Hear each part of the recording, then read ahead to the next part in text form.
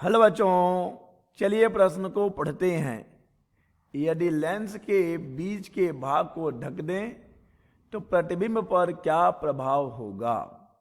चलिए बच्चों, सबसे पहले तो हम लिख लेंगे मूल अवधारणा, जिस पर कि बच्चों यह प्रश्न आधारित है। बच्चों यह प्रश्न आधारित है लेंस से प्रतिबिंब रचना पर। लेंस से प्रतिबिंब रचना, प्रतिबिंब रचना। बच्चों इससे पहले कि हम इस प्रश्न का उत्तर दें, हमें लेंस से प्रतिबिंब रचना के नियमों को जान लेना चाहिए।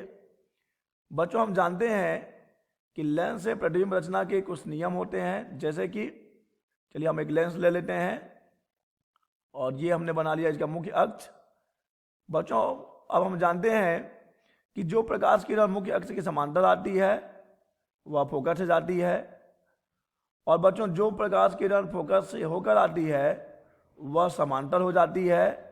और बच्चों हम ये भी जानते हैं कि प्रकाशिक केंद्र की दिशा में आने वाले प्रकाश किरणों का अपवर्तन नहीं होता, वह सीधी निकल जाती हैं। ठीक है बच्चों, इन्हीं नियमों से हम लेंस से प्रतिबिंब रचना करते हैं। चलिए अब हम इस प्रश्न का उत्तर करेंगे। बच्चों प्रश्न में कहा गया है कि यदि लेंस के बीच के भाग को ढक दें तो प्रतिबिंब पर क्या प्रभाव होगा। चलिए बच्चों हम ले लेते हैं अपना प्यारा सा एक लेंस। हमने एक लेंस ले लिया और हम बना लेंगे बच्चों इसका मुख्य अक्ष। ये हमने बना लिया बच्चों इसका मुख्य अक्ष। और बच्चों हम एक वस्तु ले लें, ये हमने इसके मुख्य अक्ष पर एक वस्तु ले ली। और बच्चों अब हम मान लेते हैं कि लेंस द्वारा इसका प्रतिबिंब यहाँ कहीं बनाया जाता है। ठीक है बच्चों, तो देखिए बच्चों प्रतिबिंब रचना कैसे होती होगी।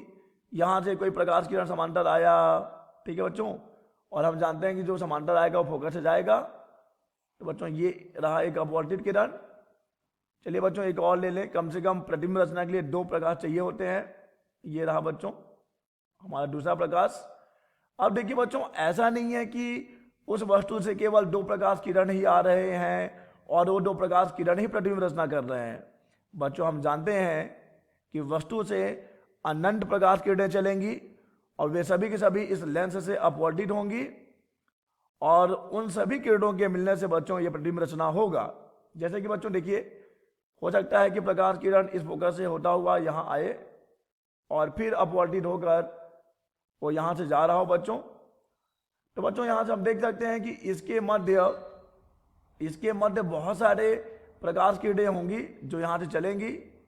ठीक है बच्चों, बहुत सारी प्रकाश किरणें होंगी जो यहाँ चलेंगी और फिर यहाँ पर वे आके प्रतिबिंब की रचना करेंगी बच्चों। तो बच्चों अब हमसे प्रश्न पूछा गया कि अगर हम बीच के भाग को ढक देते हैं, अगर हम इस बीच के भाग को, लेंस के इस बीच के भाग को ढक दें तो प्रतिबिंब पर क्या प्रभाव पड़ेगा।